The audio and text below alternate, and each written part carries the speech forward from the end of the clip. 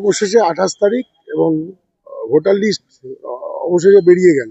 পাশাপাশি মৃত মানুষও আজ জীবিত হয়ে গেল। এই ভোজবাজির খেলায় বিজেপি কতটা এগিয়ে গেল বলে মনে করছে? দেখুন, মৃত মানুষ জীবিত হয়ে গেছে, এটা আমি সেদিনকে আপনাকে, যেদিনকে একটা খসড়া তালিকা বেরিয়েছিল, সেদিনকে আপনি আমাদের ধরেছিলেন যে এরকম একটা মৃত মানুষ ডানকুনির বুকে, উনি নাকি শ্মশানে চলে গেছিলেন। তো আমার কাছে এসেছিলেন, আমি বলেছিলাম যেদিনকে ফাইনাল লিস্ট বেরোবে সেদিন আপনি দেখবেন যে মৃত মানুষ কিন্তু জীবিত থাকবে। তো তার নামটা ভোটার লিস্টে জল করে দেখবেন, জল করবে। তো উনি শ্মশানে গেছিলেন সেদিনকে, আজকে হসপিটাল থেকে বার্থ সার্টিফিকেটটা নিয়ে নি, কারণ ওনার তো আজকে জীবিত হয়েছেন। একদম। আর একটা দিন বাকি আছে মার্চ মাসের 1 তারিখ হতে, এবং কেন্দ্রীয় স্বরাষ্ট্র দপ্তরের বক্তব্য অনুযায়ী আগামী 1 তারিখই কেন্দ্রীয় মানে আধা সামরিক বাহিনী বাংলায় আসছে। সে বিষয়ে যদি একটু পক্ষপাত করেন। দেখুন, ভোট আসছে, কেন্দ্র বাহিনী আসা মানে বুঝে নেবেন ভোট আসছে। তো পশ্চিমবাংলায় তো আর পুলিশ দিয়ে ভোট হয় না, তো কেন্দ্র বাহিনী নামাতে হয়।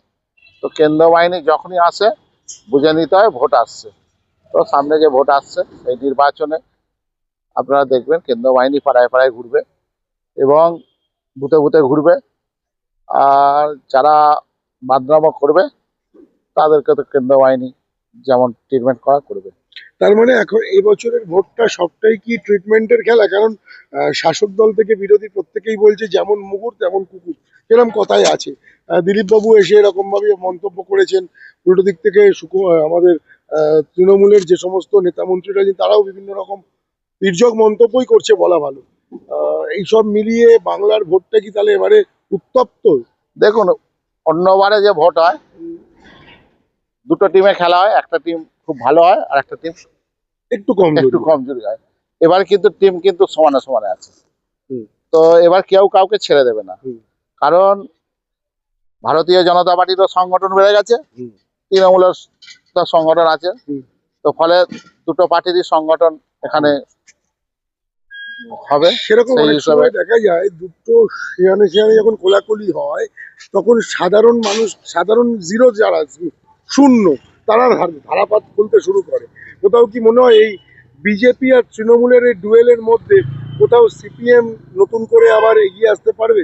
কারণ খুব সাম্প্রতিক সিপিএম থেকে, বিজেপি থেকে প্রচুর নেতৃত্ব চলে গেছে তৃণমূলে। যাহাই তৃণমূল তাহাই সিপিএম। কারণ আপনারা দেখলেন কদিন আগে সিপিএম এর এক নেতা প্রতিকুল রহমান চলে গেলেন। তো ওরা বলতো যাহাই বিজেপি তাহাই তৃণমূল, এখন বোঝা যাচ্ছে যাহাই তৃণমূল তাহাই সিপিএম। বিজেপির নেতৃত্ব নন্দীগ্রামে একটা বড় নেতৃত্ব অংশ মেদিনীপুরের আর কি, তারা তৃণমূলে গেছে। তাহলে কি আমরা বলবো যাহাই তৃণমূল তাহাই বিজেপি? মানে দেখুন, এখানে তৃণমূলের সংগঠন আছে, তৃণমূল লড়াই করছে, আমাদের সংগঠন আমরা লড়াই করছি, সিপিএম এর সংগঠন সিপিএম লড়াই করছি। কিন্তু সিপিএম বারবার বলতো তো যাহাই বিজেপি তাহাই তৃণমূল। তো আজকে তারাই তো তৃণমূলের দল যোগদান করছে। আমরা বলতে চাই যে সমস্ত তৃণমূল কংগ্রেস, যারা পুরাতন তৃণমূল কংগ্রেস, তারা ভারতীয় জনতা পার্টিতে আসুক। কারণ হচ্ছে তারা এখন সেই দলে আর তাদেরকে আর দেখা যায় না। তো ফলে এখন ওই সিপিএমটা, যে আরমাত সিপিএম গুলো, সেই সিপিএম গুলোই আজকে তৃণমূলটাকে দখল করেছে। এই ভোটার লিস্ট যে বেরোলো, যাই নাম বাদ যাক, একটা এক্স ওয়াই কিছু একটা কোয়ান্টিটি বাদ যাবে, তাতে কি মনে হয় সত্যি বাংলায় ফ্রেশ নির্বাচন হয়ে সরকার, নতুন করে সরকার করার যে স্বপ্ন দেখছেন আদপে সত্যি হবে? কারণ প্রসঙ্গত এর আগের নির্বাচন 2019 বা 21, সেই সময়ও তো বিজেপি এমন একটা জায়গায় ছিল, হাইপে ছিল, যেন এক্ষুনি সরকারটা গড়ে নিল।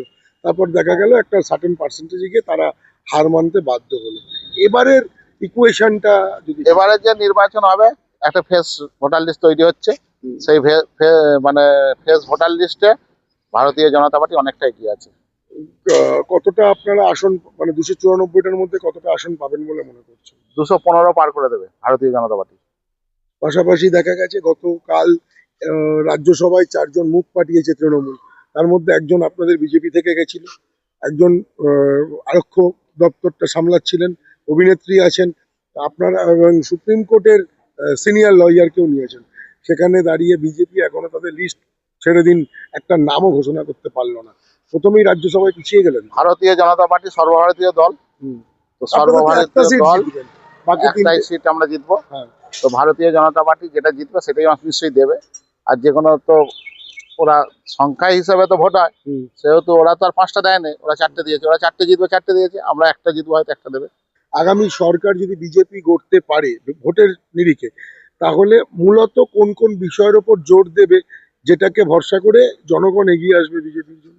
ভারতীয় জনতা পার্টি প্রথম জোর দেবে কর্মসংস্থান হবে বেকারদের, হুম। এলাকার উন্নয়ন হবে, হুম। ঠিক আছে, মানুষের আহ, যেটা পরিষেবা, স্বাস্থ্য পরিষেবা উন্নতি করবে এবং শিক্ষা লয়গুলো ভালোভাবে চালু করবে। তো সেই সব দেখে মানুষ বিজেপিকে ভোট দেবে।